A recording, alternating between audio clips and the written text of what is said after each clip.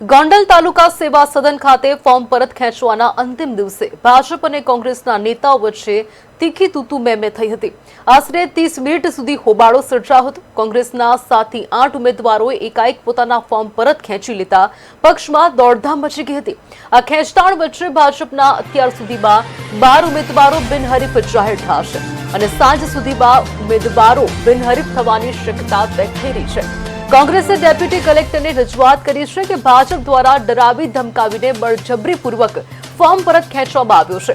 બીજી તરફ રાજેન્દ્રસિંહ જાડેજાએ આક્ષેપ ફગાવતા જણાવ્યું કે કોંગ્રેસના ઉમેદવારોના ફોર્મ ખોટી સહીઓને કારણે રદ થયા છે અને બાકીઓએ વિકાસ જોઈને સ્વૈચ્છિક રીતે ફોર્મ પરત ખેંચ્યા છે। પરિસ્થિતિ વણસતા પોલીસ કાફલો ઘટના સ્થળે દોડી આવ્યો અને મામલો થાળે પાડ્યો હતો। હાલ સમગ્ર ગોંડલ પંથકમાં ચૂંટણીનો માહોલ ગરમાયો છે।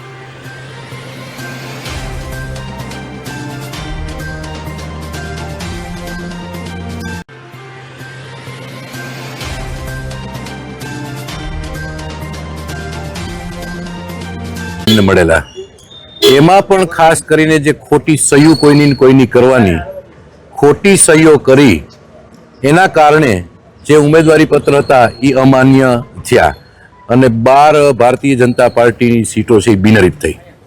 એની સાથે આજે કોંગ્રેસના લગભગ 7 થી વધારે એટલે કદાચ 8 સુધીના ઉમેદવારોએ અત્યારે 12 વાગ્યા સુધીમાં જ ફોર્મ પરત ખેંચ્યા છે। એટલા માટે કે ભારતીય जनता પાર્ટીએ જે વિકાસ કર્યો છે પોતે કદાચ ઉમેદવારો અમને એવું કીધું કે અમે જ્યારે વિસ્તારમાં નીકળ્યા અને લોકોએ અમને એમ કીધું કે સત્તા પક્ષ સાથે રહ્યો, ભારતીય जनता પાર્ટીએ જે રીતે વિકાસ કર્યો છે ગોંડલનો એની સાથે રહ્યો, ત્યારે એમને ખરેખર જ્ઞાન આવ્યું હોય અને એમને પોતે સ્વૈચ્છિક રીતે ચૂંટણી અધિકારી સમક્ષ જઈ અને કાનૂની પ્રક્રિયાને ધ્યાનમાં રહી અને એ જ રીતે એને પરત ફોર્મ ખેંચ્યા છે।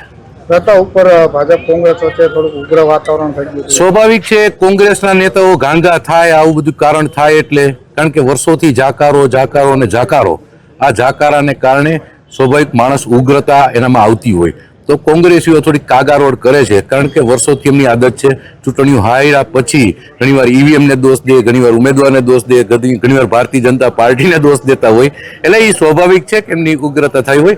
અમારા ભારતીય जनता પાર્ટીના દરેક કાર્યકરો શિસ્તબદ્ધ રીતે એમનો સામનો કરવાનો છે। કેટલી બિનહરીફ સીટ જાહેર થઈ છે?